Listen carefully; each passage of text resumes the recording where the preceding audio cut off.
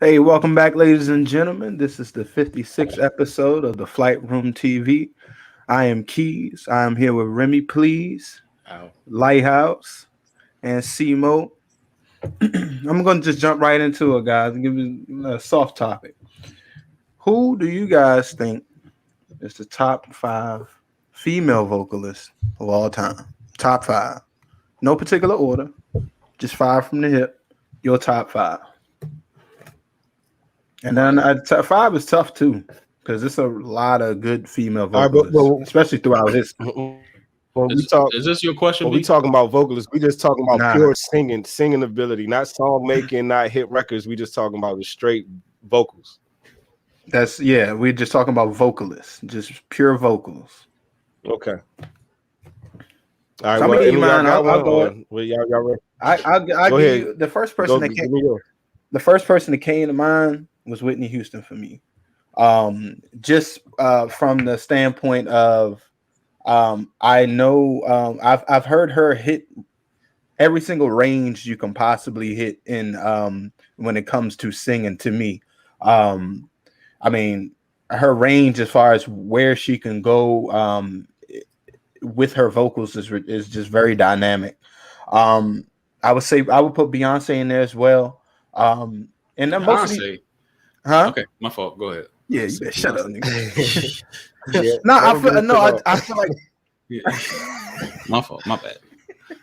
Touche, my nigga. Touche. I feel like Beyonce also has a very dynamic range. And Mariah Carey is probably one of the, when it comes to pure vocals, just from the awe of her, like where she can go with her range is ridiculous. Alicia Keys, I feel as though like some females reach the top end with like the and like the sopranos, but I also feel like Alicia Keys has a very distinctive range in her voice when it comes to getting like into the lower like altos. And like I said, most of these singers that I'm naming, it's more about range and, like you said, the vocals itself. And then I would probably have to throw Aretha Franklin in there, just because.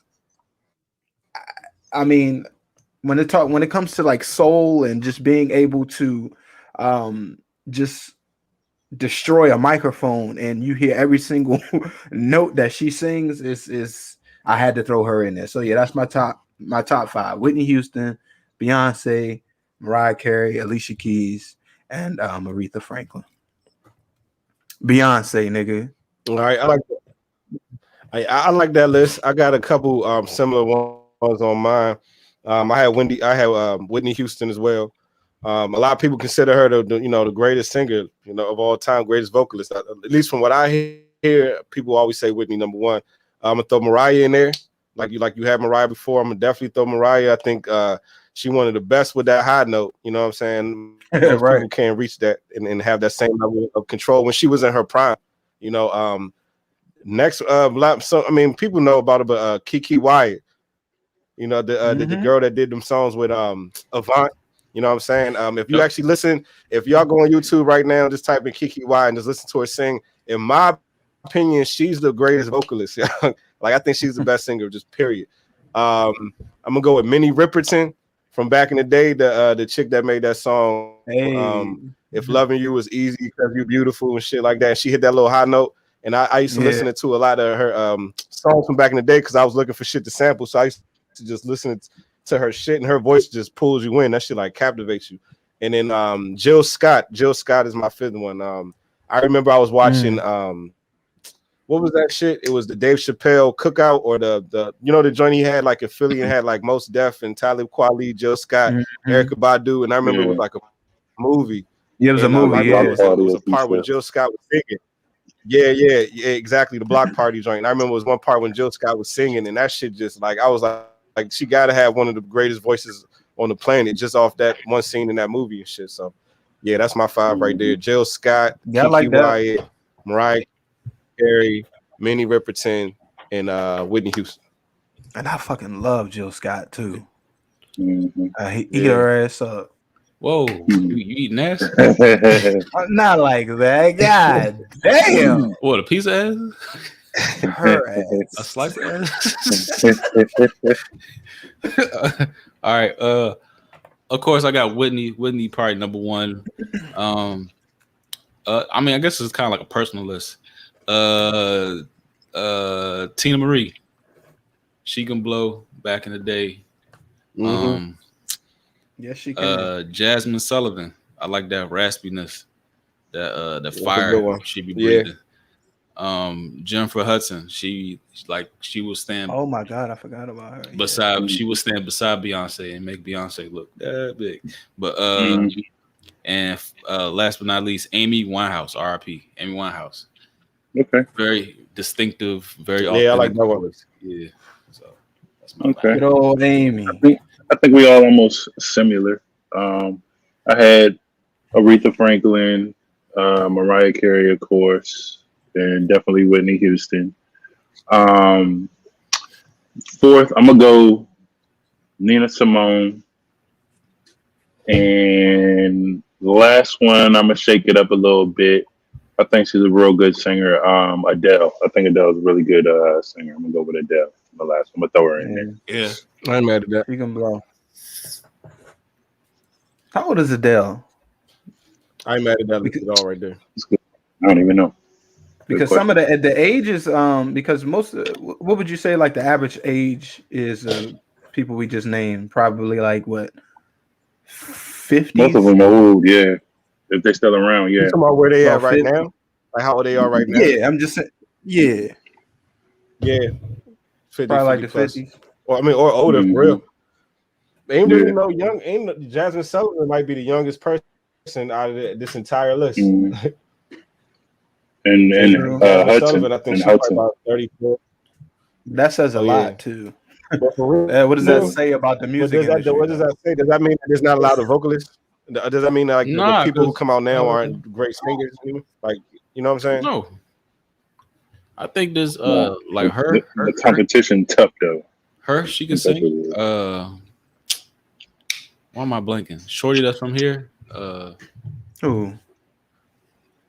God damn. Oh, all right. I know her Ari name. Lennox. I can't draw the book.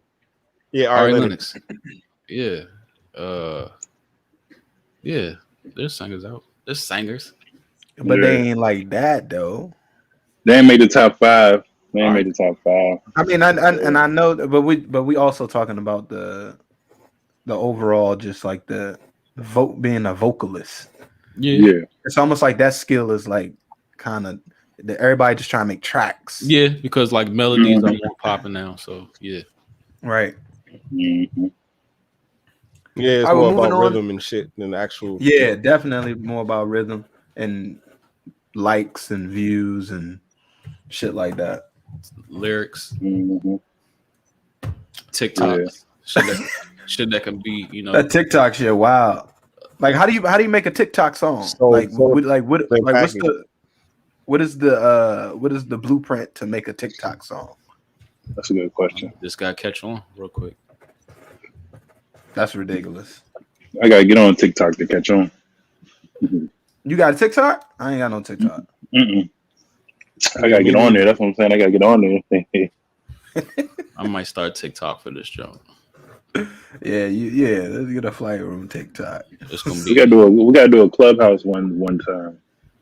Yeah. I'm just jumping in and out the rooms. That sounds janky. Yeah. B, what you want to rap about, B? Let's see. Let's go current events. Let's current events right quick. What you got? What y'all think about U.S. sending relief money to Israel? What y'all think about that? Do you think that we Good topic. should? Do Good we topic. think that we shouldn't? Do you think that it's kind of okay and kind of not? What you thinking? So, all right. Honestly, I personally think we shouldn't be sending money to no foreign country at this time. No, I don't care which one it is. There's much shit we got going on over here. You know what I'm saying? From whatever topic, whatever global topic you want to talk about, poverty, whatever. There's much shit we have going on over here. I don't think we can't be out here sending money nowhere, especially if we're supposed to be the greatest country on the planet or whatever. And we got homeless veterans and shit. We send their ass to war, they come back, they homeless and whatever, dog. We just got too much shit going on over here to be sending money anywhere. Well, what do you think they should send it then?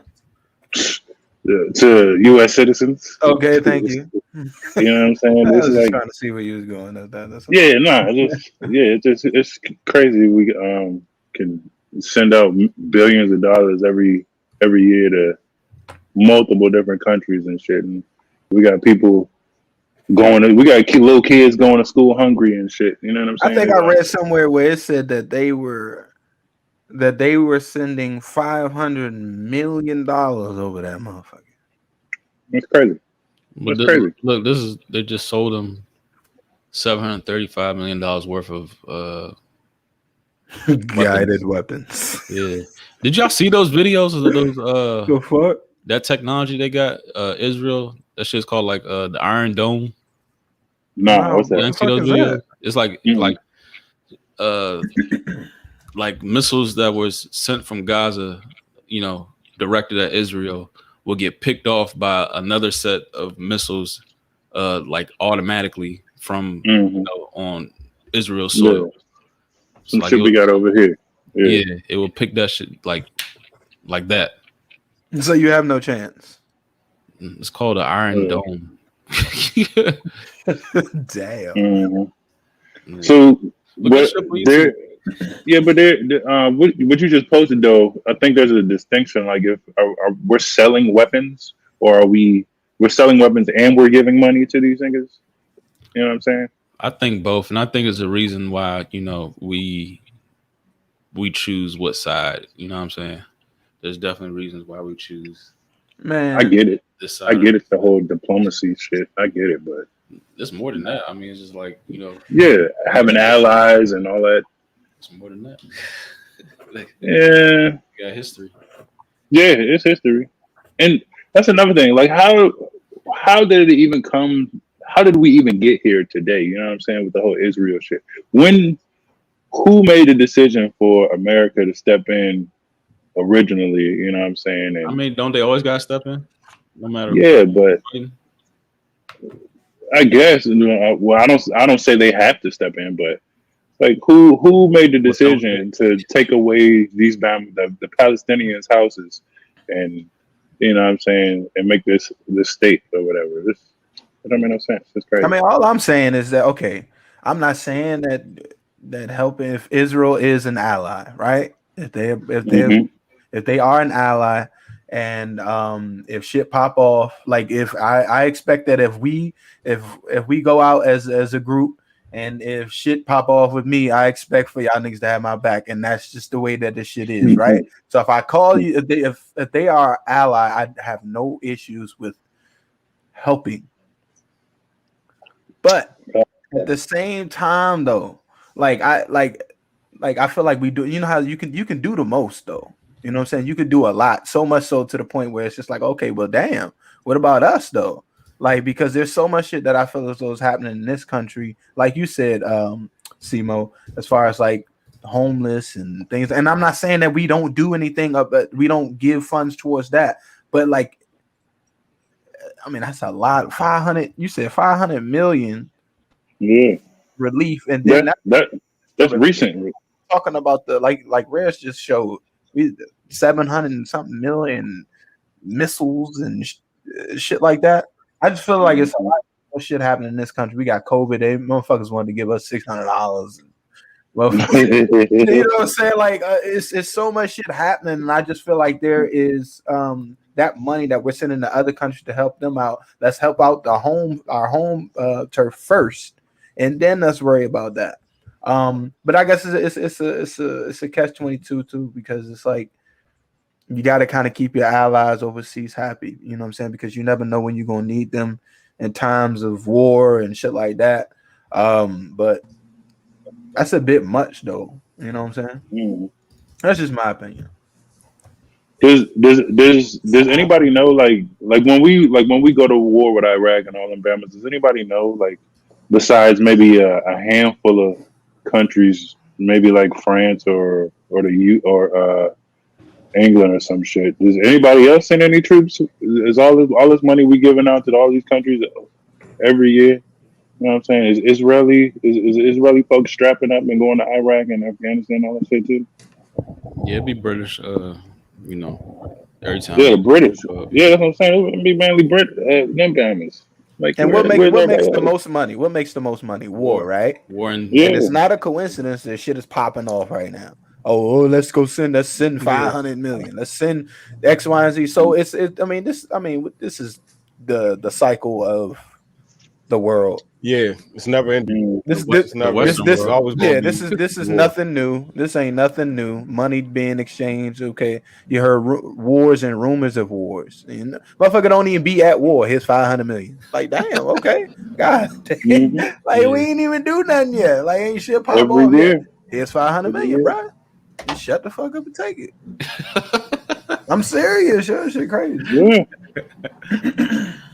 It's like selling somebody like ADT security for their house. You know what I'm saying? Yeah. Like, you don't need it, but here you go. Yeah. I don't know. Hey, but y'all think that because I know earlier you were saying something about why can't they send that money here? You know what I'm saying, to help with problems in America. But y'all don't think, like, are the problems supposed to be solved? Like, ain't it supposed to be like a never-ending, oh, we need to fix this. We need to fix this. It's like, the hamster on the wheel shit. It's always going to be something wrong. There's always going to be something to fix. So that kind of keeps you, in the matrix, because you're always trying to fix the shit. But it's supposed to be that way. You know what I'm saying? So do y'all think that's part of the reason why they be sending money out and don't be like, obviously I know there's money that's going into shit inside the country, but you know what I'm saying? They sending all these millions of dollars outside. That can go towards schools. That can go towards shit that can, benefit the country. So, I'm thinking that maybe some of the shit is supposed to be fucked up. You know what I'm saying? To us, it's supposed to be like, oh, when are they going to fix it? But to them, it's like, nah, nigga, this is part of the game. You know what I'm saying? Why would we fix it? That's what keep it image. Yeah, exactly. Because as long as there's something wrong, y'all going to keep going to the polls. As long as there's something wrong, y'all going to keep going to the polls. So we can't fix everything. Just like, if we cure the disease, then we can't, charge you for the treatment. You know what I'm saying? But that's like shit like that. That's the thing, though. They don't fix nothing. That sounds about right. That's like the point. Nothing gets worked on. But they said Flint still ain't got no water over there, John. Well, he said it ain't gonna fix nothing. But that's 500. I was thinking about $500 million will fix a lot with me. Jada Smith do more than the fucking government right now. This nigga's handing out free food in Cali to the homeless. Water. Yeah, water in Flint. Like, and he doing something new. And he trying to do like free property or some shit. He's trying to do something. I don't know about the property yet, but I'm sure he got something in the works. But just like it might have been a food. Yeah, he's health conscious with it. It's all vegan shit he giving away, which is cool. Mm-hmm. But still, it's just like, man, that's still more than anything that's going on publicly. Mm-hmm. Yeah. I don't know. I mean, money gonna keep ruling the world. We just keep printing that shit out. It ain't worth shit. It's like, I don't even understand that too. Yeah, we it's send a game. out all these. Yeah. It's literally that's a what game. I be thinking. It's a sick fucking game they play. Yeah. They just use this as a front, like just like how the mob be paying off debts and shit like that, or I'm gonna need you over here in like the next 8 months when I start this blah blah blah up. Here's the front, like all that shit. You can read between the lines, man. That's why I'm like, the news is so tainted. Like it's actually funny watching that shit now. But that's what I mean. It's just a cycle of money. Just keep that shit in rotation. Just keep everybody off balance. That's what I'm saying. Like you watch any a program. You watch any First 48 or any true crime series or any drama, criminal drama on any type of movie. What you do, you follow the money, and if you follow the money on situations like this, you're gonna see who's a criminal. Point blank. Exactly. If you want to devote the time to that, it's real easy. Motherfuckers print money, engage in fake warfare. I mean, of course, people are dying, but the reason that they're going to war be like for what means. Yeah, it's almost like that insider trading shit. That's really what they do, insider trade. And then you can put money on certain companies, Lockheed Martin, people that make certain arms and technology and shit like that. Yeah, so.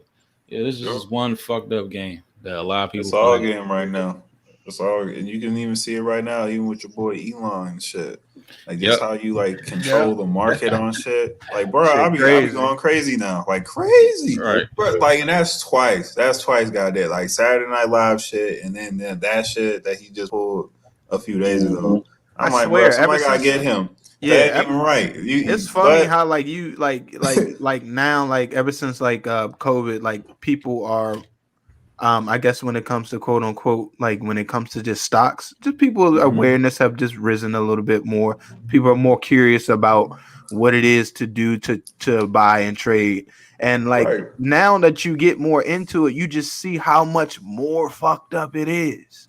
Yeah. It's like, yo, like this is literally Wall Street on the internet. Yo, these motherfuckers, these motherfuckers that put billions into these stocks, that put billions in, and they can just they control it. They put billions in, and you put your $600, your $700 in that motherfucker, and next thing you know, they pull out and you know what I'm saying? Tomorrow. Yeah, you like, what the fuck? Yeah. So it's crazy how money moves, yo. But like I said, like. And it's crazy how it moves in the States. Now, when they take that same money and they move it outside, and you don't even see how it's moving over in other countries, I'm sure it's even more just fucked up. So, please, because it's probably not even that many laws on top of it. You can't control that shit. Probably track it. Man, overseas accounts are probably going dumb right now, and that's what I'm saying. If you come up a quick little 500, just imagine that billionaire that put the 500 mil in that motherfucker when the shit was. That's why I'd be like, this shit is nothing. Like, I'm starting not to even care. But you know, it's crazy. It's just another that stock shit is just another form of control. That's a game too. That we just buy into. It's a control mechanism. It is. All right, these niggas ain't putting their money in their banks. Let's see if they can put them in these stocks. Like, wow. Because once you had that breakthrough, it just changed everything, man. I'm telling you. And they still taxing that shit. Man, to remove your money. that's ridiculous too. What's up, at base is $14.99 on Coinbase. What it do, Al? What's happening? Should your Uncle Joe be sending money to Israel? My Uncle Joe, he's a simple nigga. He's a simple Kwame Brown nigga. See, man, I think this is tough because I don't necessarily know what the problem is between Israel and then was it Palestine? All the time. And I don't know. As long as we've been born. Yeah, but like. I don't know, because I mean, if sending money might not. I mean, sending money don't do nothing. I mean, sending money does do something. I don't want to say it like that. Sending money does do something, but at the same time, there are always other alternatives because, like, you can send money but sending money doesn't like end the problem. Especially like if they still bombing. Like, I understand it's a little war they got going on, but us sending our dollars, and I don't want to put nobody to the forefront of a war or nothing like that, but. I don't know if we need to be a peace mediator or whatever, like a peer mediator or whatever the fuck, you know what I'm saying? But like they're bombing innocent women and children. So, you know what I'm saying? Like that's when it's like really controversial. I don't want to say we shouldn't be sending money, but at the same time, I feel like at some point somebody should be like a peer mediator, whether we bring everybody to the table to talk about shit and talk about, you know what I'm saying, how they can alleviate this or do whatever to make it right. But this money thing might not be the end all solution. Hey, isn't it kind of funny how like we pledge allegiance and be like one nation under God. They use God, and then like our whole country is based off violence and murder and pillaging and taking over countries and forcing their hand and shit like that. That's not ironic, or that's just all under the rules of war. Wait, say that one more time. Say that one more time. I'm saying like how we casualties of war. Yeah, the whole Pledge of Allegiance. One nation under God. When you turn your dial over, under God, all this God. Everything's based off God. But then we turn around and we drop bombs on countries, innocent people. We starve in the name of God. Yeah, in the name of God. Exactly. With and the that's flag, some control shit too. The flag that's on the bomber planes and shit like that. Yeah, man. Yeah, that is some control shit. My wife recently found out that we had to say that like every day, elementary school, middle school, high school. You know what I'm saying? At the beginning of the school, you know what I'm saying? We had to do the Pledge of Allegiance, all that shit. My wife just found out. She was like, "What the fuck? Y'all say that shit every morning?" It's like it was some cold shit. Yeah, it's some cold shit. Over the loudspeaker and all that. Yeah. You got to stand at attention, put your hand over your heart. Swear to God. But at the same time, like when the president gets sworn in, he go to mass, don't he? Yeah, but that's what I was saying about that Christianity, quote unquote. And I hate talking about religion, I really do. But that shit is like a control, and it's a business now. It's not about the message behind that shit anymore. It's about the business. Like, that's everything. So that's what churches turned into. But it is more of a control mechanism. Even if you go back to like slave times, they would bust their ass every day of the week, but Sunday they would give them this hope in the Christianity and all that. But still, it would be the message behind that shit to control them. So it was almost like, what did you chasing? Yeah, we learned that shit at Bowie.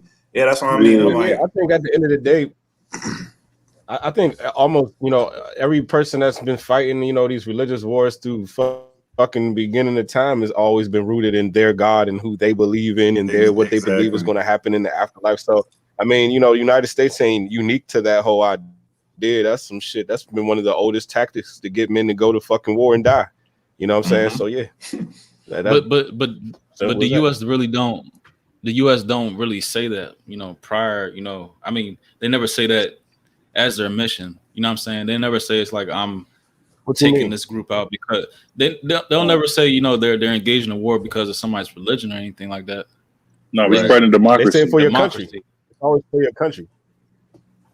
Or defend democracy, fight for your country. That's usually what it's about. And 9 times out of 10, even if you talk to like an ex-military nigga, they wasn't like, if you talk to an ex-military nigga, they don't be like, oh, I did this for God. They would say, I fought for my country. Like, it's never about God. Whenever people talk, it's my country. It's my country. I fought for this country. I defended this country. So, I mean. Yeah. So the country is bigger than God. Yeah. That is. Essentially. I mean, the country is the influence. I mean, God's the influence, but you fighting for it. That's like you said, the country is the, I guess, the mission. Just the one nation under God. Even within that, people in the military have different religions. Like even the same people in the American military might have actually different religions, but they still fight for the same country. You know what I'm saying? It's like that's where the foundation. That's where they all meet, fight for the country. They might have different religions, but they fight under the American, you know what I'm saying, army or whatever military. It is for the country. It's not for their particular God, because a lot of them have different religions. Yeah, that's true. People from all different walks of life. Like, you know what I'm saying? That's weird. I don't know. Niggas want to be heroes, I guess. No, they just here to make money. That's exactly it. That's exactly it. World War I, World War II. Like that motherfucker. That shit says Afghanistan. That shit says one nation under God, indivisible. Yeah, right. With liberty and justice for all. For all. Hey, yo, that's a bunch of bullshit. It is too. It's crazy. It's so crazy. The biggest crock of bullshit ever. Yeah. God and be damn. proud saying that shit, man. That's Like that's just so crazy. disturbing. Yeah. What does it say? What does it say? It's to reverse many of Trump's pro-Israel policies. Is he even in the White House right now? Like, is he Who? really? Oh, Biden. Yeah, I don't even think they're there.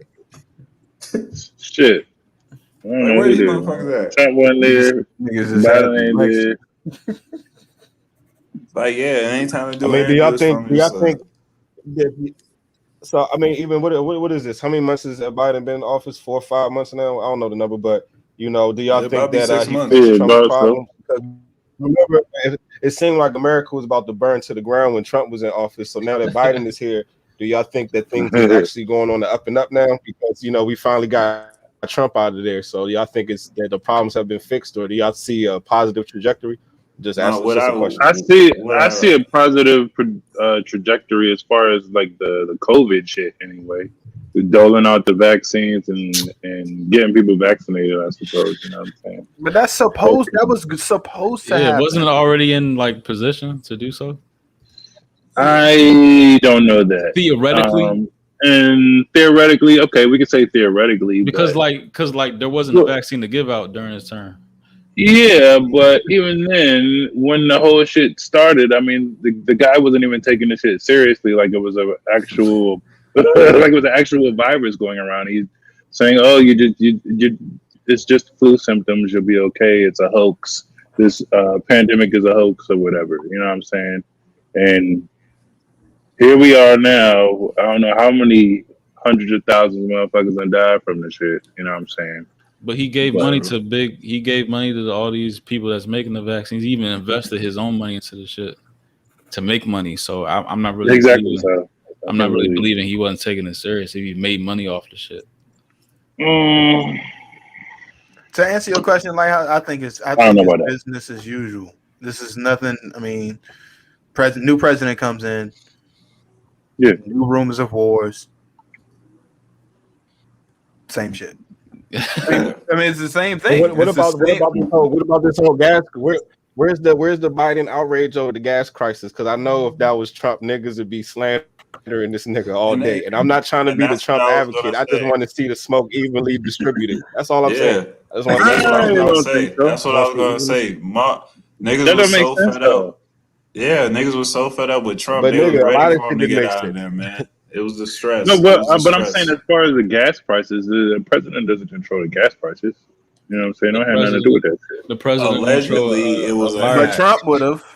Oh, allegedly it was. They would've let When Trump Bush was in out. office and those gas prices was going up, a lot of people didn't like Bush at that time, and niggas was blaming Bush when that first time when those gas prices started going up like crazy back when we was in college. He had to pay for Afghanistan. He was paying for They was blaming Niggas was slandering, Obama. and I'm not trying to say it's right. I'm not trying to say it's right. I'm just saying like people reacted emotionally. You know what I'm saying? Like Bush, what is he doing? Trump, what is he doing? Where's that shit right now? I don't see it. You know what I'm saying? I don't see none of that. That's all I'm saying. I'm just saying specifically for the gas prices, like you said, they was talking shit about Bush and they was talking about Obama. And I think that we are at the point that where folks may have been able to do their due diligence and do some research and realize that no president has control of the fucking gas prices and shit like that. Since we done had two presidents where niggas was blown about the gas prices going up and shit or whatever. But yeah, I definitely understand what you're saying. What would you call it? Leveling out the smoke or dealing out the smoke equally or whatever. I get what you're saying. But my man been in office what a couple months. Give him a shot, man. Give him a shot. Cuz ain't do shit in 4 years. What are your expectations? It's an observation. That's all.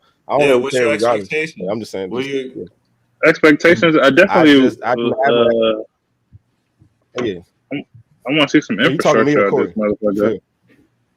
Both. Yeah, I don't have the infrastructure deal out this bitch. I don't give a fuck about these niggas. I'm just observing society. That's all I'm saying. I don't give a fuck about presidents and shit. Exactly. That's like my quote.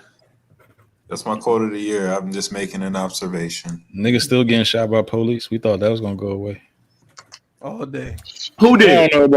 don't know about it going to that. Yeah, I don't know about nobody thought it was going away. I know that's a part of the money market right there. Yeah. They blame the last president for that. So I don't think that.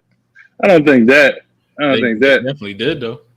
No, they did because they said he was fueling a lot of that shit, racism and all that too. They feel like he gave police officers a green light to do that shit. He was reckless, man. You think about it, he was reckless. I was a reckless motherfucker. He's calm right now. We forget so quickly because shit moves so fast. That nigga was reckless. He was reckless. He was reckless. Yeah, he was. Yeah, absolutely. Like it's cool now. We chilling. We ain't got all that stress on him back. He was wrong every week. Nah, you ain't got the stress because there ain't nobody to point to. But we still going through the same shit. Exactly. Right now, it's nobody to point to. Nothing has changed. I do feel you, P. It do feel like we ain't got no president though. It just like where they at, bro? I have not. It do feel like they try to chime in. Yo, I swear the last time I saw Biden, this nigga looked so vibrant. I didn't even think that was him. That shit could have been him. I'm like, this nigga looks refreshed, like reincarnated, like Dracula just woke up. That shit was freaky to me. I'm like, how he look that good? And I've only seen him like twice since the shit. So I'm like, man, this don't make no sense. They don't report nothing live from the White House, nothing live. They're always away from each other. All that shit. Man, you gotta talk to the White House press secretary. That's her job. Y'all not used to that because they ain't had it with Trump. That lasted for about 2 weeks. When them niggas got tired of questions. When them niggas got tired of real questions. It's like, all right, we're gonna shut this shit down. Man, Sean Spicer, all them niggas rolled the fuck out. But man. Let your boy Joe Budden let your boy Joe Budden do his thing up in the White House for a second, man. Shit, him too. He fucking up the money too. What a coincidence. Joe's ain't hot right now. Joe's is not popping right now. Mm-hmm. They're not popping. He cut his man off. Cut them folks off. They shortchanging everybody. Mm-hmm. They'll be all right. Joe got a bad rep right now. So let me ask y'all this: what since we're on the topic, what does social justice mean to you? Like, what is that saying? What is that term? What does social justice mean to you? Like the definition? Like the definition. Like, what is your definition of social justice? Or even what does separate social justice from normal justice? I guess you would say, right? What is Yeah, you can say that. What makes it social? What makes it social? You know what I'm saying? I guess you would say. But all right, so let's look up the dictionary definition right now, right? So the word social means relating to society or its organization. Mm-hmm. The word justice, number one, says fair treatment. For everyone. Everyone deserves justice. The process or result of using laws to fairly judge people accused of crimes. Social justice, as a term, it says by the United Nations definition, says social justice is the view that everyone deserves equal economic, political, and social rights and opportunities. So that's what the United Nations definition. That's the first thing that popped up when I. Here we go. My bad. I was looking a little for too much down. Social justice means justice in terms of the distribution of wealth, opportunity, and privileges within a society. So social justice is distribution of wealth, opportunity, privileges within society. That ain't happening. And that's what I was gonna say. I was gonna say until everyone is satisfied on all those platforms, there ain't gonna be such thing as a social justice. What you mean by everyone is satisfied? What you mean? Like in the society with the resources of the community, man, it could be gentrification. It could be a whole bunch of different shit. It just like you were saying, it could be the crime. I don't know, but it takes a lot, first of all, to even like satisfy a community. So social justice as a whole, for like, we can talk about America right now. That should be fucked up because we're in the era of racism and how everything's like swayed and skewed towards that. So I don't know. I've never seen the shit, so I really can't even answer that honestly. Even my vision of it sounds outlandish. I'm trying to find a definition for that though, like a layman's terms definition. Like just everybody gets the same shit whenever, you know. Just the Webster. Everybody gets the same. No, but yeah, I get it. I understand that, but I want a more dumbed down version of that though. Like, I don't know. Just like everybody get the same shit, whatever it is. You know? No, it's not. Go ahead, Les. So it's not. Well, I don't know. I don't necessarily know if this is it, but I don't think it's everybody trying to get the same shit. I think it's supposed to be like like equal treatment or whatever for whatever. But so equal treatment, and it's that little conversation that they always have, where it's like equality versus equity versus like district. Yeah. But like, so I think it's the true distribution of funds or the true distribution of resources that allow for everybody to grow. So in some communities, it might literally just be like providing more food opportunities, improve food security. Whereas though in other communities, it's probably providing more jobs or more resources in that support. And it's supposed to be like a case. I don't want to call it a case by case, but a community by community basis or a community by community outlook that helps or what have you. But when in terms of social justice,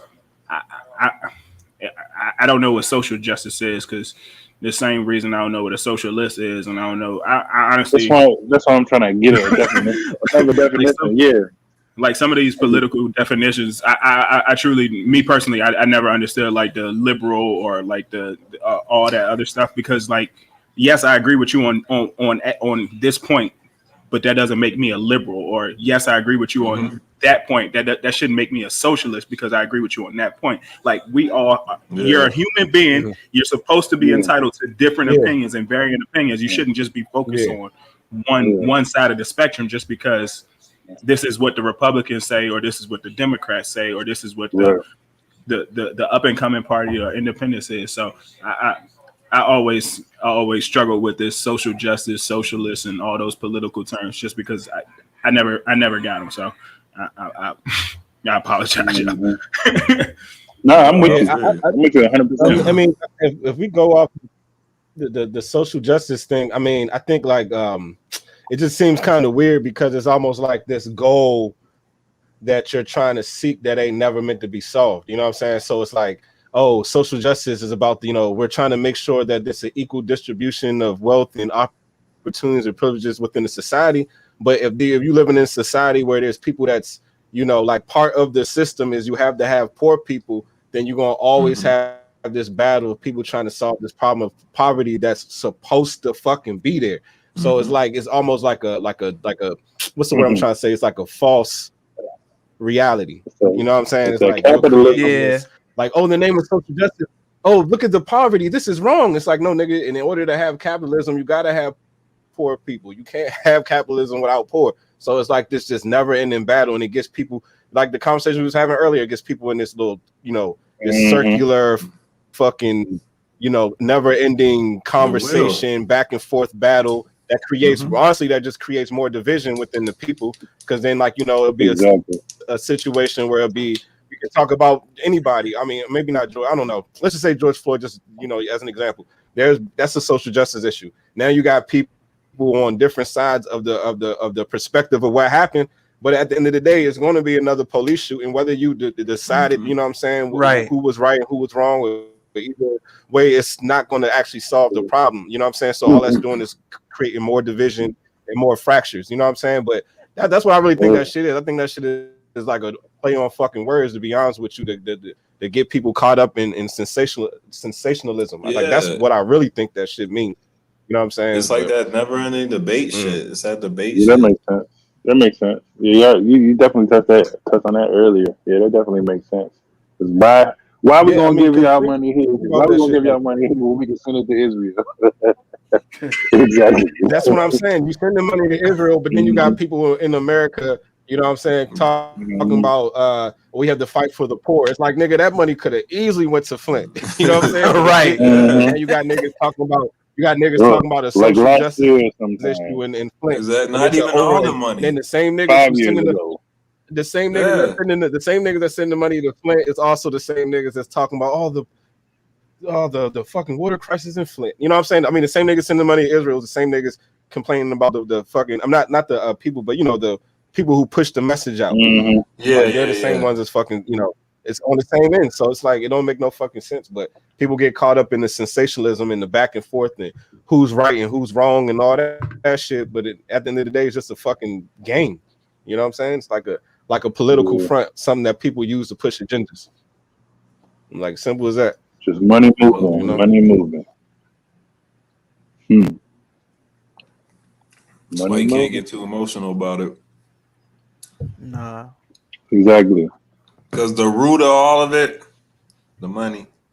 Exactly. That's why everybody should make their goal That's it. And it's so to be funny just to make enough money to not give a because fuck about politics. but it's funny though, because as you're saying about the money thing, we'll talk about social justice and everybody being treated equal. But you know the niggas with the money gonna always get the, you know what I'm saying, the advantages. Like, we always know that, because at the end of the day, a motherfucker know he can pay the judge, he can pay the whoever the fuck he got paid.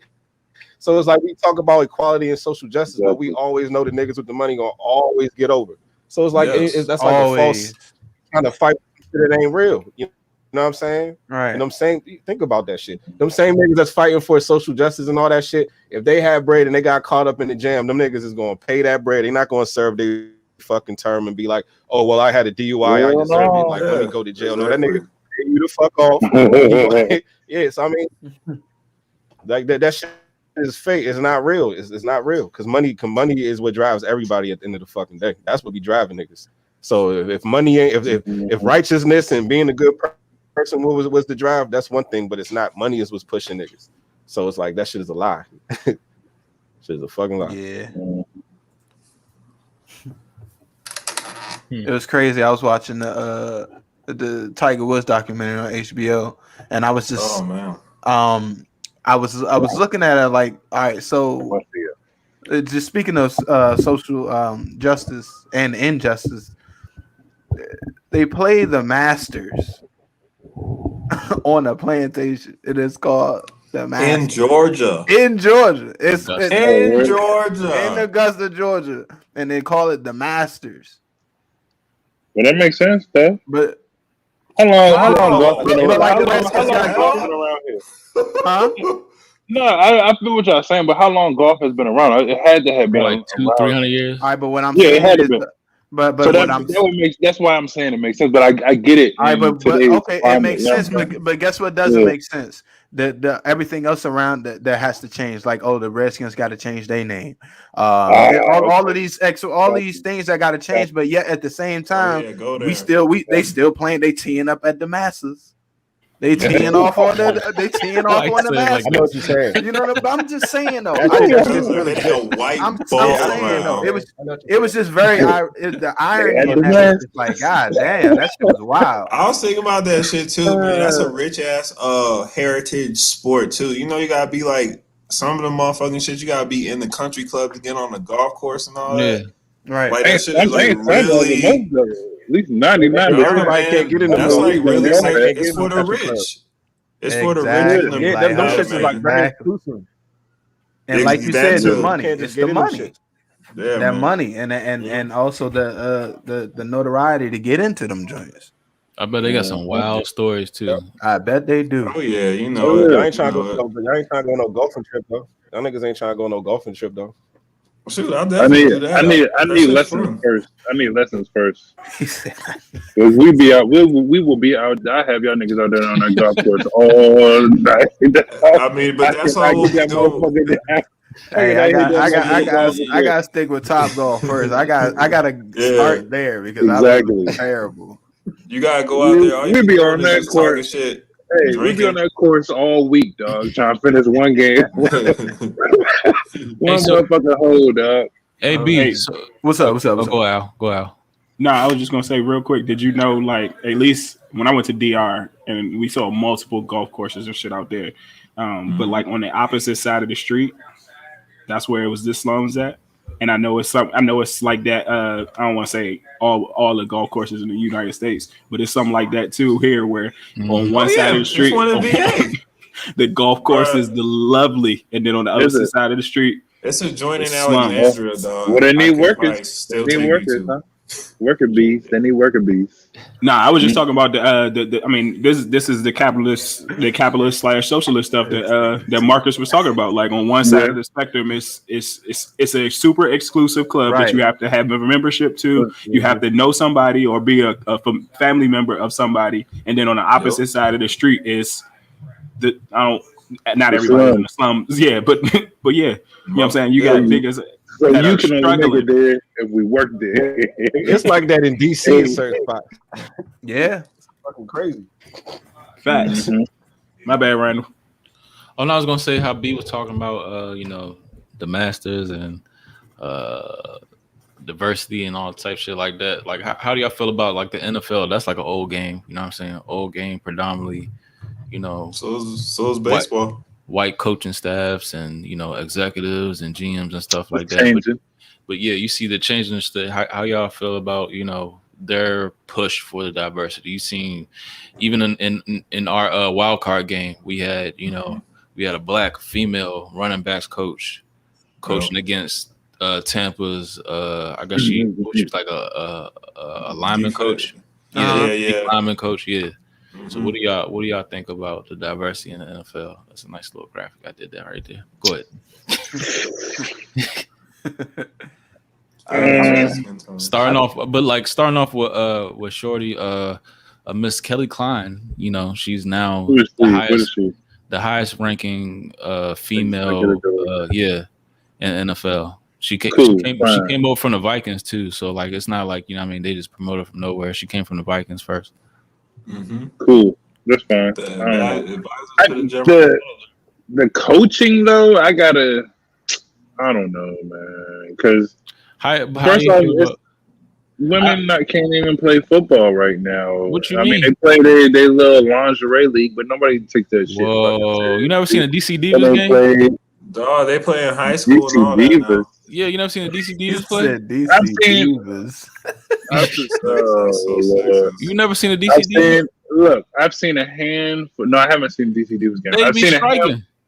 Full pads. Well, I need to see this then. Not lingerie, full pads. I've seen a handful of women play amongst the fellas. I've seen a handful. I will say that. I'm not talking about kickers or the one that gets in the I'm talking about full girl on girl. When I was a senior in high school playing senior football. Yeah, we had one too. The JV football team had a girl lineman and shit. I ain't talking about no. She wasn't a kicker. She was a hog, dog. The ice box. I think we had a female corner, JV. And they put her in tackling drills and everything. She played JV. I remember a couple females when now they be in the. Remember the joint from college, the kicker. It's a couple other. They broke through. But I'm not talking about them playing in the league. That probably will never happen. And I don't think so either. But that's what I'm saying. I'm just talking about. They can definitely coach because they played at their high level. They can know the details of the game.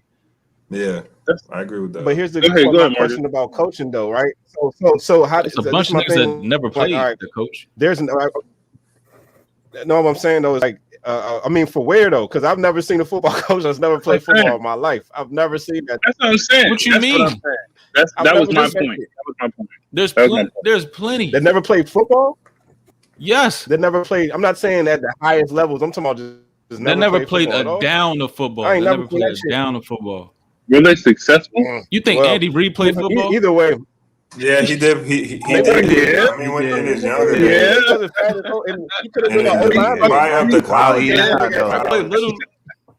Probably played Little League. He He ain't played He's trying to fuck with me. He's trying to fuck with me. I So mean- you think Eddie Reed played? I know, right? Hey, but for real, all right. But my question is, right? All right, so growing Todd up, Haley was even in high school, was there any female coaches in high school? Was there any female coaches coaching the boys on the JV teams, or was there a coach Pee Wee Little League? Like, I mean, only reason I'm asking this question because it's like, all right, it's like how you just jump the line to the end. Don't you gotta work your way up? Asking, Yeah, exactly. That doesn't make no fucking sense. You know what I'm saying? Because even the referees got to like, you got to work your way up somehow. You just All right, jump so- straight to the NFL. All right. Feel like that? So what about what's her Hammond, the coach for the Spurs? You don't think she worked her way up? You don't think she worked her way she up? did. Oh, I mean, but She played the that's game, right? different, She though. played the game. I think basketball, football. But women But how's it basketball, different? How's it different? there's actually a whole basketball league for women and everything. Nigga, I'm There's not telling really. you, This football shit DC just started, man. It just started. No, You telling me the DC Divas? You act like they've been around. Nigga, that shit was been around in the early 2000s. What are you talking about? Early 2000s. Okay, like I said, women basketball has been around for a long Since the time. mid Look, at 90s. the end of the day, Brand new too. at the end of the day, football is a more baby. masculine sport than it is feminine. That's why it's such an awe when you talk about females being anything underneath the shield, that NFL shield. It's like, whoa, you know what I'm saying? Because it's been masculine this entire time. That's It's why. coming around though. It's coming around. Like I see that shit moving heavy. They'll probably have my question is, beyond the lingerie league. All right, so yeah, what's your question? no, my question is, but what's the benefit of it? I'm not necessarily saying I'm against it, but I'm just saying for what though? Like, what does that do? Because I know you was talking about diversity. If we try to speak on diversity of, like, I guess having old white men and a bunch of young black players, but you can still have black male coaches and add diversity, Asian coaches, male. But I'm saying, so what is the adding a female into the NFL circle? Oh, Like how is that beneficial? yeah. It doesn't do shit at the end of the day. I do understand what you're It saying. doesn't do anything. Females it's add inspirational, diversity. but The issue, I don't see that happening, honestly, honestly, though. I don't see that happening anytime soon, man. Like, only because of like how you have to protect yourself in football. You know what I mean? Yeah. They're trying to get in touch with the like, and feminist it's side. different with grown men though, like that are paid to hurt you. It's just like it's just different. Yeah, it's just a different. I don't know. That's a different animal, man. The league. That's different for men. Like it don't matter. I'm not even trying to be sexist. Like I said, I just don't see that. Like no time. It's not sexist, bro. No. It's not sexist, bro. No, it's biology, not. dog. It's Like, different. all right, Like that's the thing. that's what I'm Men and saying. women would be fighting in MMA fights. If it was truly equal, men and women would be fighting in boxing matches and MMA fights. Like, I mean, it's not the same. It's not the fucking. It's same. not. Think about that shit. Not. A nigga, a point guard fair. in the WNBA is what, like 5'2", 5 feet tall, or a big man, or a center in the WNBA is 6'5", 6'6". You know what I'm saying? It's not the same. It's just not the same shit. You know what I'm saying? It just is what it is. Right? What you think? Charlie Weiss never played football. Randall foul shit. I knew he was going to wow, find he it. looks like it too. Charlie Weiss, Uh, former Todd Notre Dame Haley. quarterback. Coach. Haley never played football. Paul Johnson Yeah, from from the Georgia Tech Chiefs. never played football. Sonny Dykes Cal never played football. Georgia O'Leary never played football. This man been over here quiet looking up these. Mike Leach never played football. He's like one of the Did hardest fucking coaches. Kingsbury ever play football? Yeah, he played at Texas Tech. Oh, He did played he? at Texas Tech. Yeah, he was a backup. But nah, so I mean, I think to answer the Hugh Freeze question, like, never played football. yeah, to answer the question, I think right, so- you actually got to look at it like a woman is always, and this is everybody, but a woman might have a more, not necessarily she might think about things in a different way, and she might have a bigger drive than any male in the sport, simply because the same way this conversation is geared towards like what could she bring? Like she's literally going to be like, I don't know, and Cross the T's and dot the I's. And make sure everything is tactically done. Like, and don't get me wrong, in terms of the physical aspect, everything wrong about you. And don't get me wrong, in terms of the physical aspect, I know there's no. I don't want to say I know. I don't believe there are many women that can compete on the NFL level, but that's not necessarily saying like an NFL. The same way we talk about like coaching. I mean, this is coaching. Coaching is knowing how to put people and motivate people in the right way, in the right terminology, and the right to get in the best out of and discipline, to get in the best out of each person. And so, like, literally, if I know the game, if I know, I mean, just because and just because I don't think you played at a high level doesn't necessarily mean like you know what I'm saying, you can't coach at a high level, because you can still be able to identify, point out, and grasp the great concepts, as well as motivate your players and motivate your teammates. Just because, and like, even when you think about like all these other like peewee games, like it'd be so many coaches out there that ain't never played the game before, but at the same time, they able to get the best out of their players. They're able to get the best out of their team, and then that. So it sounds like, and then some coaches only play high school. The relationship dynamic. Do you think the relationship dynamic inside the locker room changes when the player is dealing with the female coach rather than dealing with the male coach?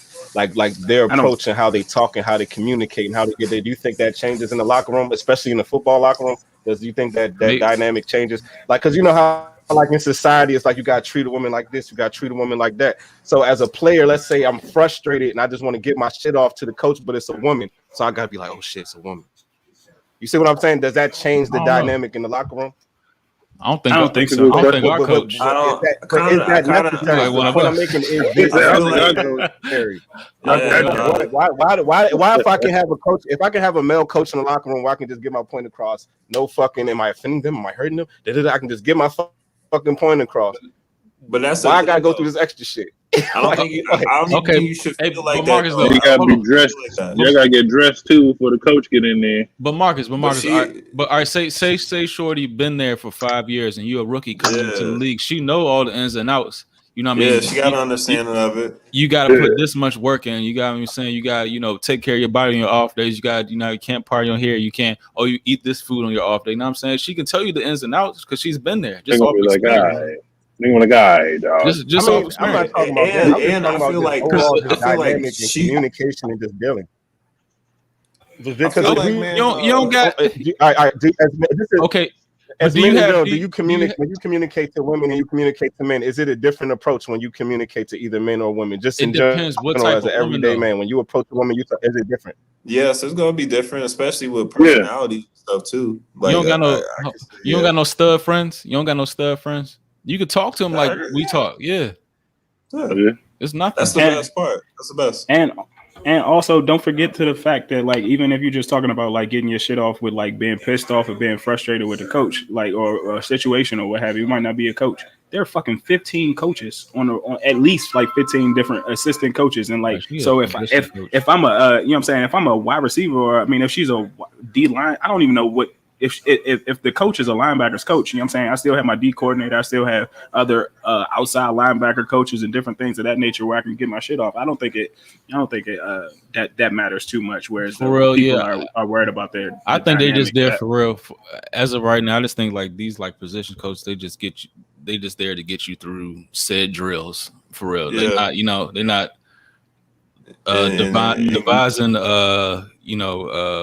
schemes or the playbook or even the roster moves. They just there to get you through the drills, and if that's it, you know what I mean, give you little details, little tips like that. It's not fine. I really think it is like just to motivate for real, like emotional. I don't want to see no female linebacker coaches though. Bro, you did say that. I don't know. When you did say that, I was like, you'll be 6'2", 200. Watch. She better be 230. She better have some film too. If she coming out, she better have some film. I want to see her striking motherfucker. But that's the only thing about it. There. Yeah. What's the name? DC Divas. Yeah, these DC Divas. All right, I'm gonna look them up, man. like full pads. Like they don't do the laundry in football. They don't do the laundry in football. Even though laundry in football they be striking, they don't do that, huh? Who they playing? So they must be some other motherfuckers out here then. So who they playing? They're Right. It's a playing. whole league. It's a whole league. I feel like, and I might be making this up, but I feel like the DC Divas like won some chips or something too. Like I don't want to say they like some just some BS. They won some chips.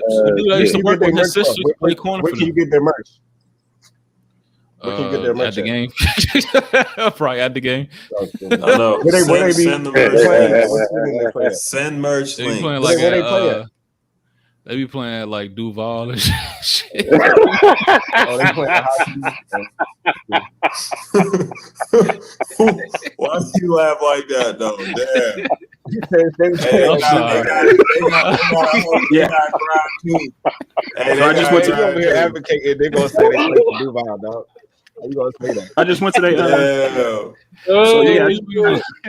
I just went to their website or whatever, and I went to their website and they won the national championship in 2015 and 2016 back to back.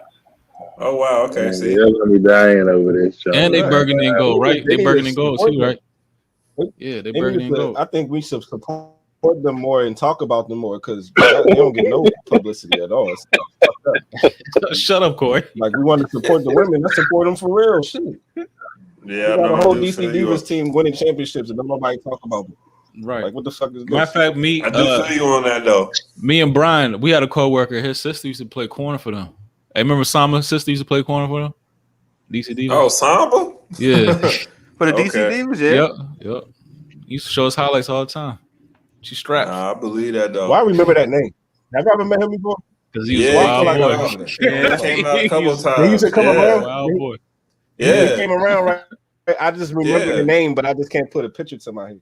The African dude, he's like African, had the greatest blazer on I've ever seen. For real, no, all jokes aside, but for real. If it be all this talk about, and I think there's that shit that Draymond said like not too long ago, but it's like all this talk about supporting women and shit. We got a whole DC fucking women's team, and don't nobody talk about them. You're the same major fucking media outlets that be talking about pro women this and pro women that, but then they don't fucking support the DC Divas. They even the Mystics, they don't really be even. They just won a championship a couple years ago. They won one. They mentioned that shit like once, and nobody talking about that shit again. Yeah, you know what I'm saying? But I think they give them some more but the thing about the WNBA though, the WNBA is doing it proper though. They revamped a lot of their shit. They got their own like customized type jersey shit. They get a lot of support from the NBA now. They're like really trying to push for some difference. That shit is alright too. I've seen some. But for real, during the women's tournament, they had some good ass games, young. Like them shit. Nah, they did, dog. And like a couple of the women's March Madness joint. I want to say it was like fucking South Carolina versus somebody else, but that was a good ass game. See, Corey, this ain't no this ain't no foo shit. Hey, them uniforms is hard. They got the skin shit on. Yeah. Right. Look at the symbol of look at this big motherfucker over here. Oh my god, the star. Look at this big number. Hey, all right, 36. Next to number 36. This number 30. Shit, 12 look like he's taking an L. 12 taking an L. 12 guys. They got that juke. Hey, look at 54 back there though. Y'all in the middle. Y'all need to stop. You know what? Stop. I bet they got a DC Divas. They probably got a bunch of they got a bunch of them over there. They got a bunch of them thugs. We can't be looking at pics. We always I'm gonna watch that. You know, bro. I put their link in the description. We need to donate some money and shit. Yeah, I ain't even know. Yeah, you're talking about advertising. For a minute though. I go to a game. Let's not talk about them only when we want to prove a point. Let's support them for real. Let's not just bring them out when we exactly prove a point and shit. I had no idea. I had no idea. Women football teams out here. So I always I thought know it was that'd just be on good. You can Grizzly. get I had no idea. on the show or something. We could. Yeah, she talk about that shit. That'd be a Okay. fire idea for real. But Yeah. let's switch it up though, y'all. You know, we all grew up watching Fresh Prince, Martin, Jamie Foxx show, sitcoms, man, the Cosby Show, motherfucking Sanford and Son, all that shit. But you know, everybody always used to focus on the main characters, the Wills, the Martin. You know what I'm saying? But who was your favorite co-star? Like out of you know all these sitcoms, like who you thought the show wouldn't have been the same if the star didn't have, you know, so and so to their side? Like who's some of y'all favorites? Definitely Pam. Yeah. It will be no cutting up. It would be no Just the back and forth. Pam and Martin. That back and forth was classic between them two. You know? Yeah, that shit was like for sure. It was very necessary, you know. And definitely Carlton. Honestly, man, Carlton was probably mine. He was silly. Just because he was so well rounded, like he was comedy relief, but then it was like you know, like some a people sensitive could side relate to to him. Yeah. Like, yeah, he was just like the reality check of the show. Y'all remember that one when he was getting drunk and he was like speedballing? They're like, "Go Carlton, go!" Yeah. I was just watching that shit. But he was always like, and you know, I mean, like, I don't know. I feel like because he was kind of like a rich kid, but Will showed him the ropes of the street, kind of introduced him to everything, like flavor and shit like that too. So I always like that dynamic of the shit. Hey, you kind of hit on with Carlton. You know, Carlton was actually like a lot tougher than niggas give him. I don't mean tough, like his character. I like Carlton. He was funny. He could dance. Like he could do everything. Carlton was actually he's a really good performer. At the fucking pool hall, like everything. And that's what I liked about Carlton too. Even though he was, they portrayed him as a scary ass dude. This nigga had experiences like shit. He was like played on the basketball team, everything, man. Like he took the bullet too, right? He took the bullet too, right? Took the bullet. Yeah, he did take. Yeah. I forgot about that. Damn. He sure did. Nigga took Will took the bullet. Nigga took speed and everything. Yeah, Will, but still, he still got fucked up on that shit. Yeah, he did.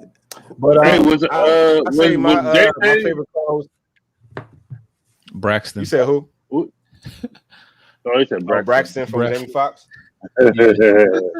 Hey, he was good too, though. Actually, I fuck with.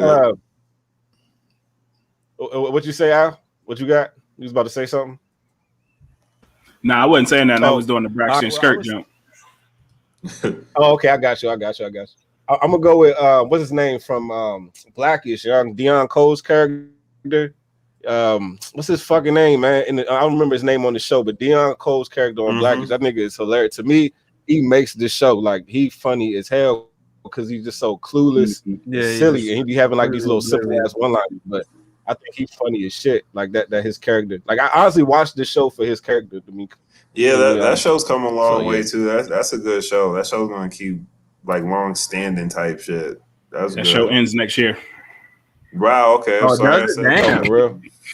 Yeah, final season is gonna be. How many seasons was it? 8. Okay. 9. Oh, okay. I saw they're doing like a spinoff with Latino family now. Well, Mixed Ish is canceled.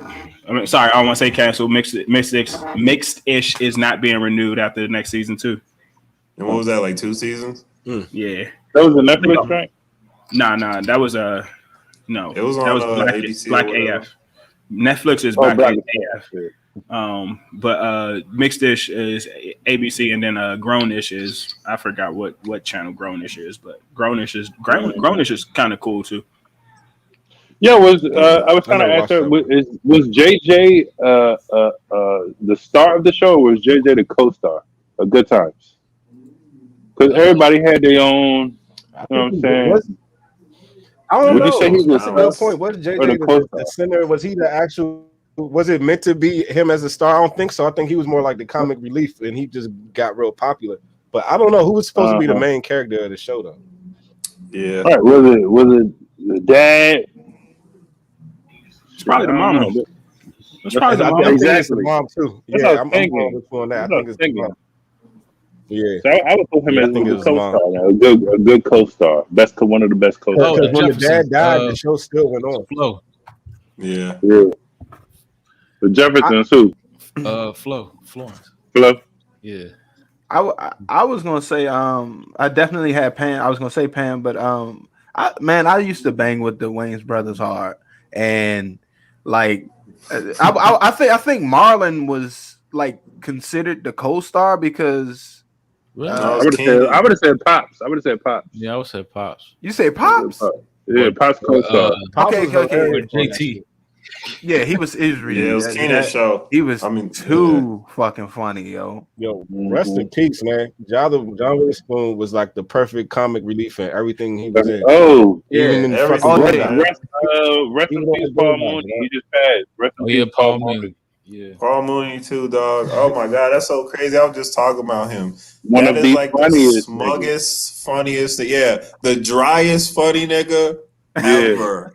That is joke, Paul Mooney. his joke You might hit your ass next week. As and it- you will Dog, die. he can Smile, cut your yeah. ass up and not even He crack say a everything with a smile. straight face. Yeah, his shit be Yeah. funny too. Like real That's what- funny. He He'll will look That's what I'm away. saying. You might not get that motherfucking joke till next week, and you will die laughing when you dog. figure that shit out. This nigga's hilarious. his- dog.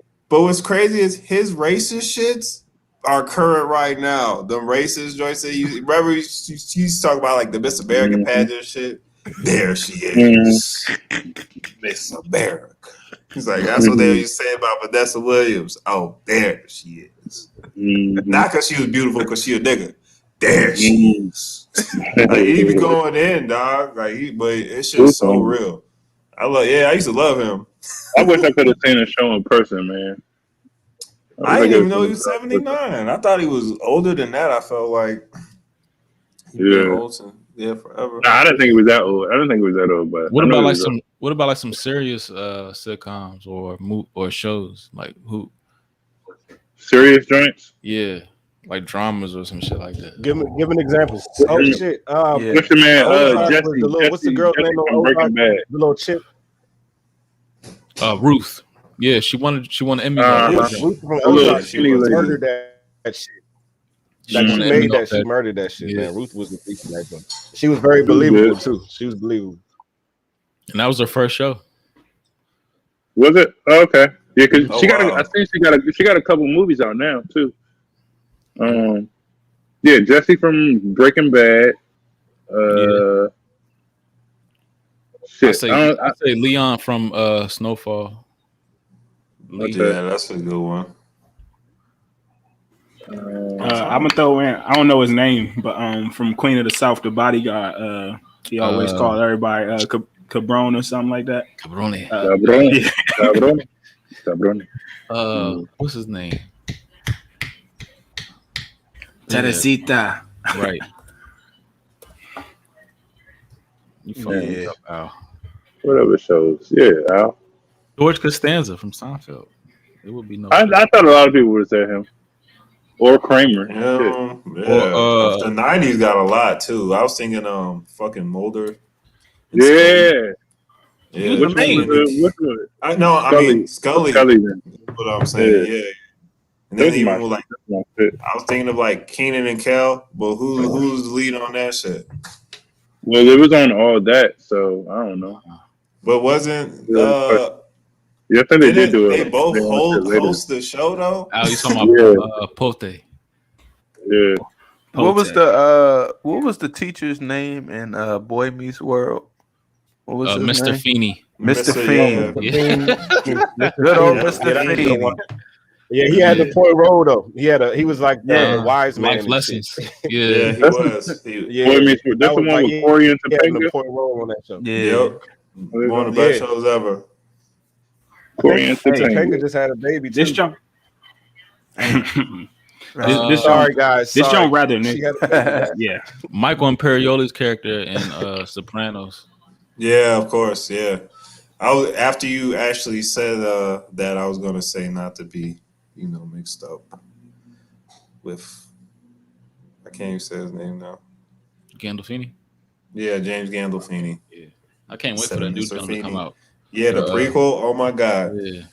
HBO's doing some proper shit. I'll tell you that. What's up with that joint y'all put me on to like last year or a year ago, 2 years ago, whatever. The Outsider or some shit. Oh, What's up with that? Yeah. I know. Yeah, where's they that? don't make it anymore. I know. They're not doing it no more. Well, I don't want to say that they have. Oh, actually, wasn't the last one with the what's the black dude from Moonlight? Fucking tough. No, that was True Detective. You talking about? Oh. I thought that. Yeah. Okay, my bad. That With the was only one season, shape-shifting joint. With the shape-shifting joint. Yeah. That was only one season. The one season. El Cuco. Cuco. Okay. Yeah. I got you. Hey. All right, so, I don't know what's up with that. So that's actually a good question. All right, so these Marvel movies, right? So can we agree, at least from my perspective, it seemed like Iron Man was like the main character, right? From a lot of these Marvel movies. Oh yeah, definitely. Yeah, I guess the ones where it wasn't when it wasn't the Avengers movies. Yeah, right. So then, who was the co-star to him? Who was his guy? Like, who was Captain the one that Captain America bounced off? Captain America. Okay. They killed him off too, though. Yeah, but they needed that stature. You see, you always notice how like it's kind of Hey Corey, Outsider was canceled by HBO. And it was canceled? Yeah, it's being shopped to other outlets. That's Amazon gonna pick that up. I saw Amazon was trying to buy MGM for like $5 billion or something stupid. For real? Yeah, look it up. Swear to God. I felt the same way about the Netflix had the Punisher. The series The Punisher on Netflix was great. That shit was good too. Yeah, they stopped filming that joint too. With Berthold. They said they picked that up. Berthold, yeah. You know he's from like Potomac, right? Oh damn. Yeah, he's from Potomac. That Outsider joint though. When that Outsider joint, did y'all think they was gonna have like a good story to follow that shit up with though? Like the way it ended, it was like it felt like it was something, but it was like I don't know how you was a lead up to a next jump. Yeah, I can see why they want to sell that joint. Maybe if the writers or whatever ain't with them no more, you know what I'm saying? Because that you got some shoes to fill after that first season. That fucking season was fucking dope. Yeah, they'll probably got the same writers and everything, just in different network now. I thought them using those actors though was good enough. They Cynthia, what's her name? She's popping right now. And the white what's his name too? Yeah. Mm-hmm. Yep. Hey, he be real good. HBO, y'all ever play that video game Last of Us? Nah, that's on your cell phone or some shit, ain't it? No, it's on like PS5 and all that. You talking about the joint like this? Like they're like the last people on. Yeah, HBO making a show about that. They're making a show about that too. Yeah, I got some good characters for it too. Them boys gonna get that. Like, the Mandalorian dude is the main character, and you know, like the little girl. I don't know if y'all seen Game of Thrones, but it was the little girl, the little queen girl that was like 9. The tough little bitch. She's gonna be the character. So I'm like, I'm about to watch this show. That's just good. Y'all seen Game of Thrones? Nah, I never got into God, then you need to at least just watch her shit. Oh God, this little bruh, she's. Hey, Al, what you? I might shed a tear. What was that? It's outside. Al, what was you just drinking? Yeah, I was about to say. He got carton water. Box water is better because they ain't got them BPAs in it. There you go. That is fresh. Some good water. Ain't got the BPAs. If y'all ever watch, it's a documentary called Tap about the tap water industry and the plastic and stuff. Yeah, because plastic is pretty much just solid gas. They were I just watched something about that plastic shit. They're about. I thought that nigga was drinking milk. Milk is nasty. Just straight up drinking it. If I ever see a nigga just drinking milk, that's gross. That's some weird ass shit. They used to tell you to drink that shit though. Growing up, that was all. We was drinking that shit in high school. I know. They served that shit at lunch. All that. I know. Drinking that shit with pizza. I know, nigga. That's crazy. Think about like some of the burgers they sell milkshakes. That shit with pizza. Bro, that's so crazy. They sell milkshakes with burgers. You know what I'm saying? That shit go hand in hand. That shit ain't right. No. You forgot elementary school, they gave out milks. Middle school, they gave out milks. High school, they had milk cartons and they still gave out milk. Whether you ate them or whether you drunk them or not. Hey, niggas used to be fighting over them juice boxes though. Like yo, that juice box was introduced. That was a whole. Hey, guess what? It's just apple juice and orange milk, juice. Hey, it was. It's like sure you had that chocolate milk too.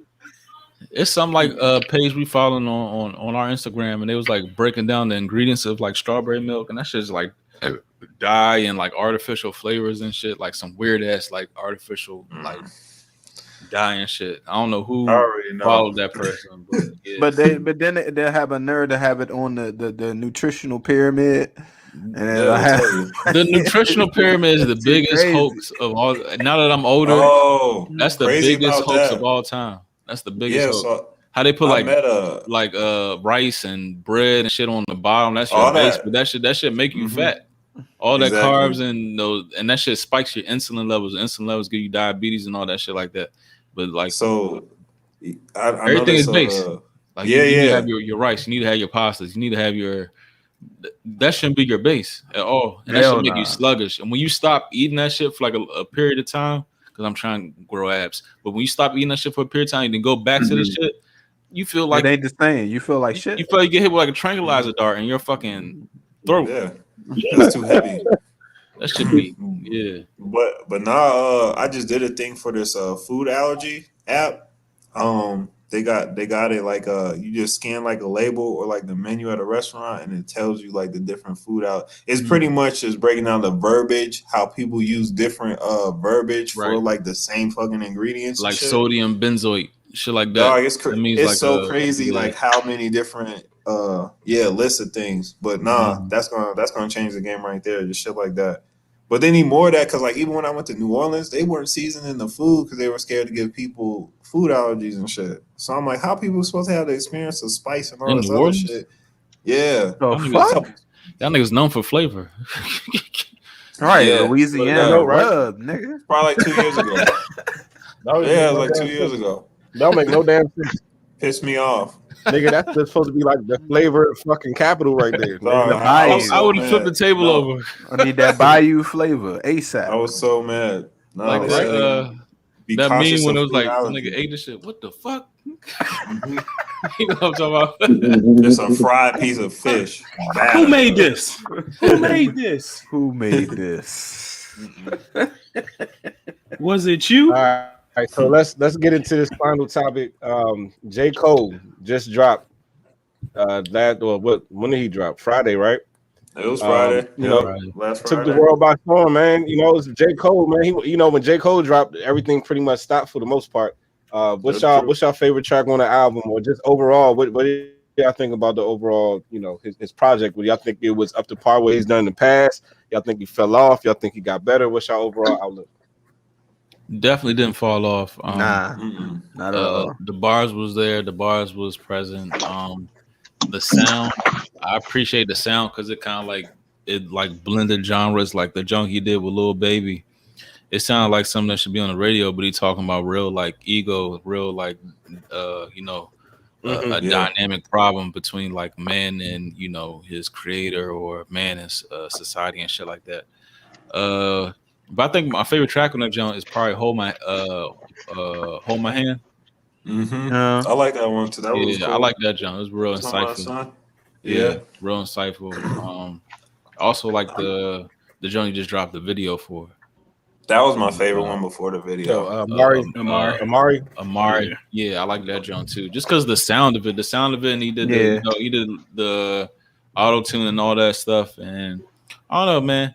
It didn't really sound like an album to me. It sounded like more like a mixtape, and I do appreciate J. Cole, his approach to the genre. It sounded like he had more like vindication, like his approach to the shit. It's like I'm talking my shit. You know what I'm saying? Right. It's like, you know what I'm saying, like take it or leave it type shit.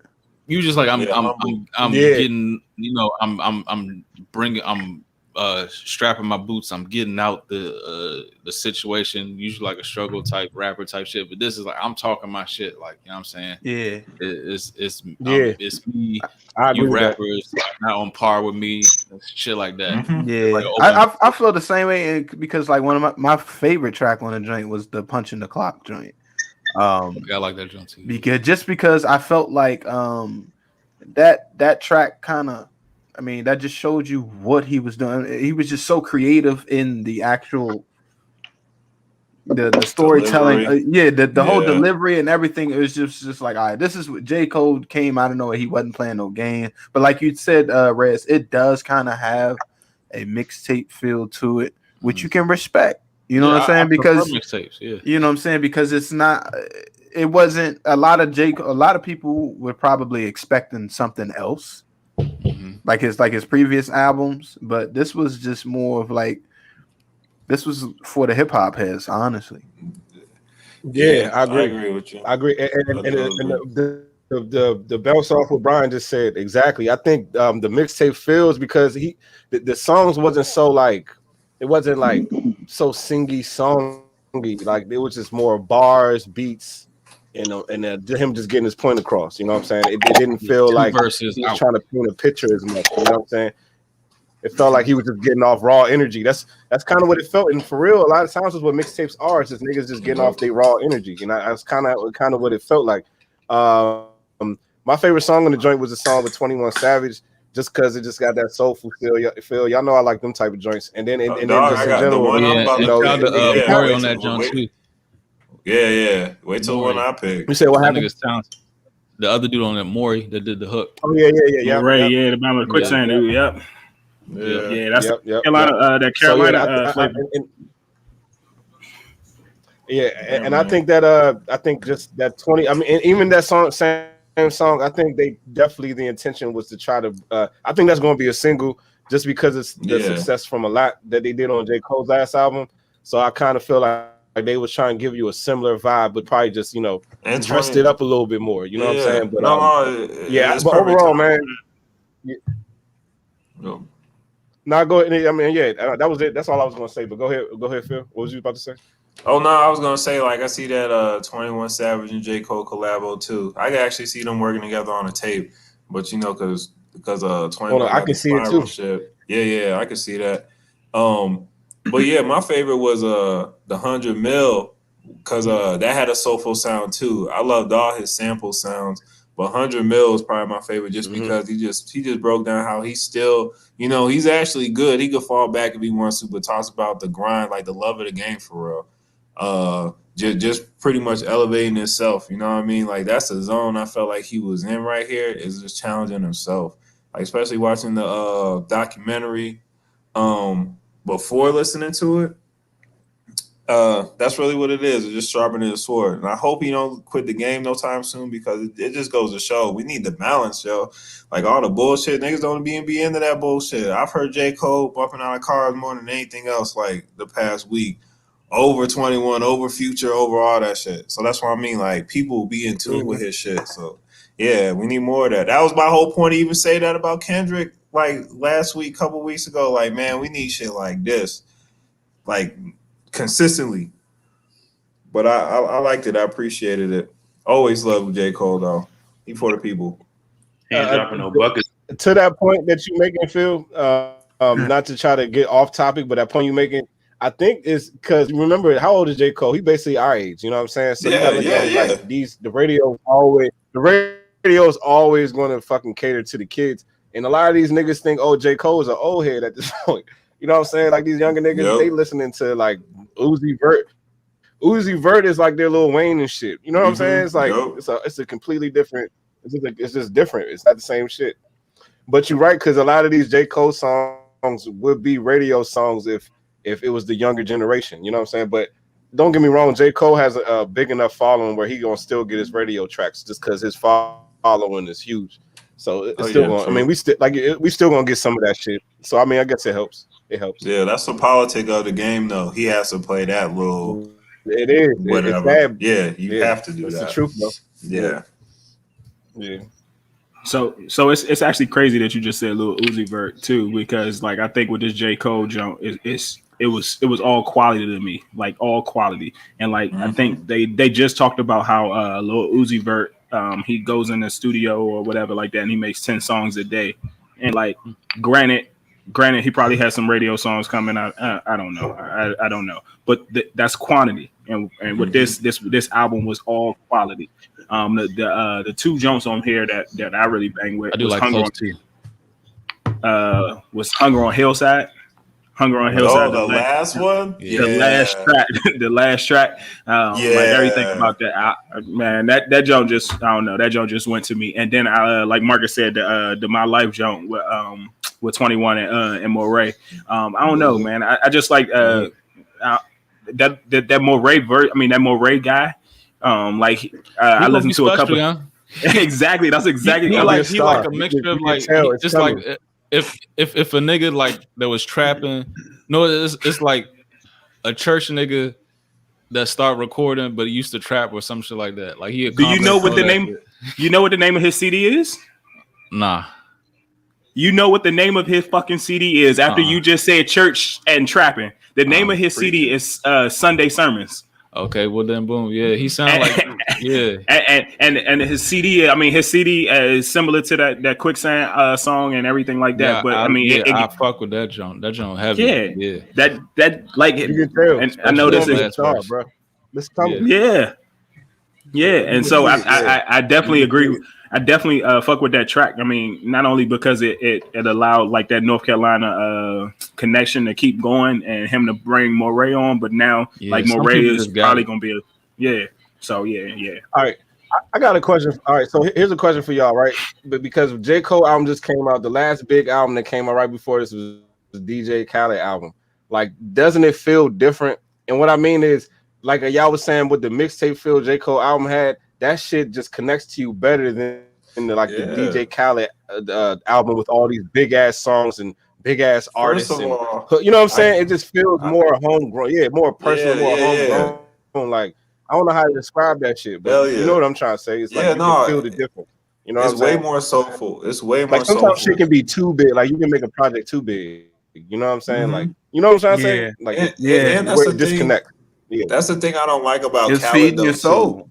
Yeah, Khaled, like, and you said this too before, Marcus. Like, he's an imposter, like, to me, because you know what's on his album? He like will just remake classic beats, bro. Like, that shit's annoying to me. When you that's almost like stealing the creative of the past for it, and you like be reusing the hooks and all this other shit and try to hype it up. That's why I don't be feeling Khaled. I'm like, I don't even like connect with the hype for real.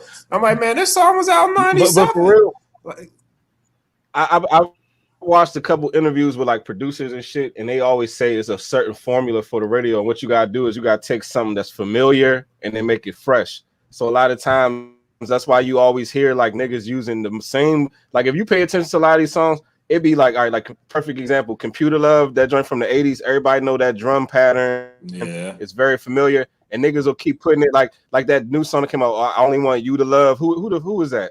Ty Dolla $ign, right? It's Jeremiah. But that's Computer Love. What's his name? I know. Love. Yeah, that's a good song too. but even Jeremiah that other song with Wiz Khalifa, the song with Wiz Khalifa that was big on TikTok with Wiz Khalifa and Ty Dolla $ign. That's Computer Love again. That's the same fucking drums. Yeah. You see what I'm saying? Yeah. So it's like what they keep doing is they keep using the same familiar drums, and then they give you a current artist, and then they just add a little current sauce on that shit, and boom, you know what I'm saying? His song every fucking time. It's rare that you're gonna get some original shit that nobody ever heard that's a hit song. It's always but you said what though, Remy? Tory Lanez did a whole mixtape series. The Chicks tape jump is all old school R&B shit remixed. Yeah. So another thing with that, take something familiar and make it fun. No, go ahead. And I know you just talk about it. And another thing with that Khaled Jones was like literally all samples. Like every song was. It seemed like multiple samples on some songs, but every song was samples. And then like even with like the mix, I mean with the Khaled jump, like for me, I don't know why I went here, but that joint just took me back. That joint literally took me back to like mixtapes and how like you don't have a specified artist on like throughout the entire thing. Like you have different artists on everything. So how like Drum used to do the Gangsta Grills and like it would be like all the hottest artists and hottest songs. Like that's what that reminded me. Mixtapes, yo. And then, but like with the J. Cole days, like shit. But with the J. Cole joint, you get the ability to like actually hear different sounds from the same person and like actually be able to ride and vibe to different sounds from the same person and different tracks, but you know what I'm saying? Same. He way more organic too. He be making his own sound, his own beats to cater to his sound too. So it's like, and I feel like he just knows the importance of like a legacy. He's just on T with all of this shit, man. I ain't hear no whack shit on there. Even his weak stuff that I probably won't be listening to, I know it's still fire, but I just got a consistent little track list I got. But I love J. Cole though. But that last one, like you said, I am job blown that Cam ain't dropped no verse on that. Right. On I know. I was waiting. When I first heard it, I was like, "Oh, we got a winner for that shit." Dog, I turned the volume up once. You don't know how gassed I was there. when I heard Cam when that shit first came on.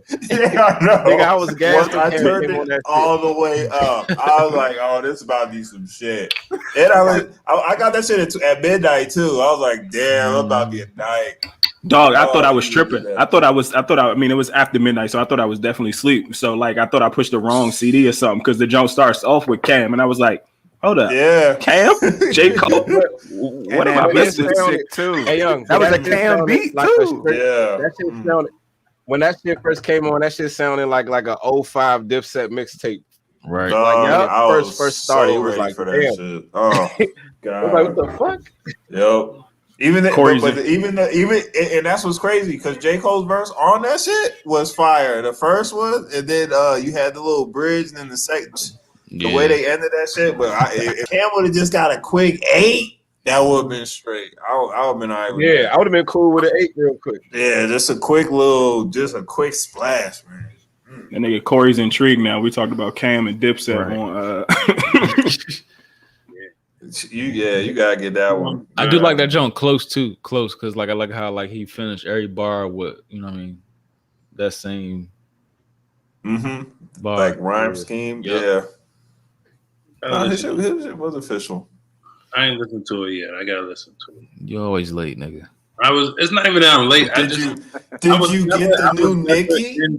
I was never into J. Cole. I don't know why, man. Even when he first dropped, like it wasn't like he had some shitty music enough, and he always had some fire music. I think for me, when he first came out, it was like he's supposed to be Jay-Z's protege. You know what I'm saying? I'm like, man, there's no way you can have a Jay-Z protege or whatever. I mean, that's what they were saying, but he let it be known he was doing his own thing though. Yeah. He had a lot of hype. There's been a lot of guys they try to say was Jay-Z proteges, but nobody ever like really was like the next Jay-Z. That shit never really happened. But J. Cole was probably the best dude that they did compare to Jay-Z though. He's probably the best. I remember at one time, I feel like when we was in college, somehow or another they was comparing T.I.'s, not necessarily him like wordplay and lyrics, but like they were comparing his trajectory and they were comparing it to Jay-Z's. It was. I remember that. T.I. was T.I. nothing at one point. Yeah, T.I. was. It was. T.I. was literally the Jay-Z of the South at one point. Like he had that aura. Yeah. You know what I'm saying? Yeah, like a 4-year run. It was. I don't know though. I don't think he had the Wheezy aspect of. Nah, not no Wayne shit. It was T.I. and nothing at one point, but it was like, all right, well, I'm still listening to this Wayne though. I'm still listening to Wheezy though. No, T.I. had a strong about 04 to 07, but that was the same time when Wayne was killing shit too. Like them niggas was doing their thing during that time, that era. Good era. Yeah, they were. Both of them. Great era. But Wayne was king during that era though, nigga. Like Yeah. we had Wayne heads during that time. Nobody's touching Lil Wayne on that shit. Old Lil Wayne, nobody's touching him, dog. Seriously. I don't think the niggas match that like level, that synergy since him. Like I don't like that time period. That nigga was changing the world. Like he changed the culture. Yeah, he was killing shit. He was. I don't think nobody had that same effect.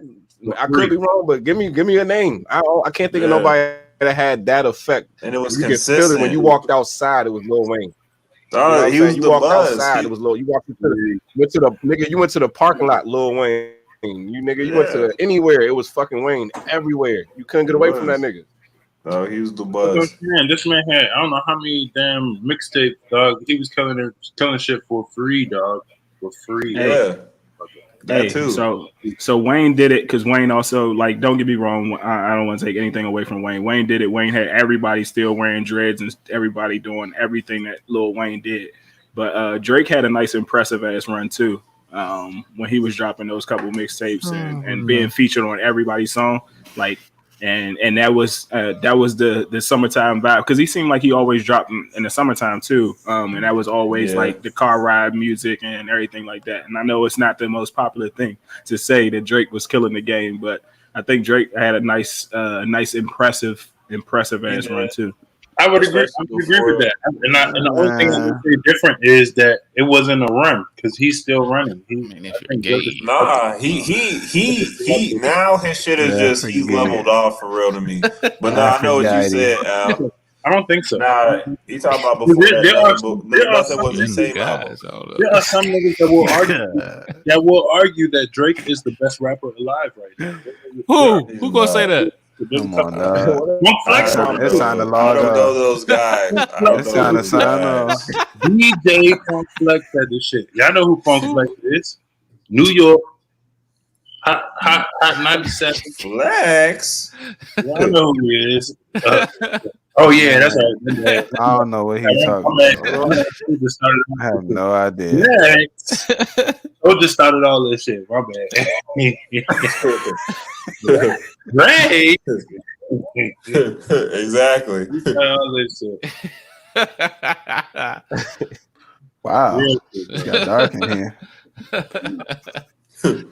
Yeah, I think Drake though, for real, is fucking with a lot of niggas though. Drake is Wow. Yeah, you probably right. Wow. Damn. Motherfuckers out here though. Wow. Yeah. And he keeps saying it. Okay. Time. Wow. I'm grown and married. I can. Y'all know young boys.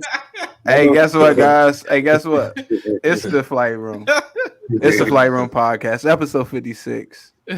Hey, don't forget to like and subscribe. LT, yeah. Please don't forget to like. Please don't forget to like and subscribe.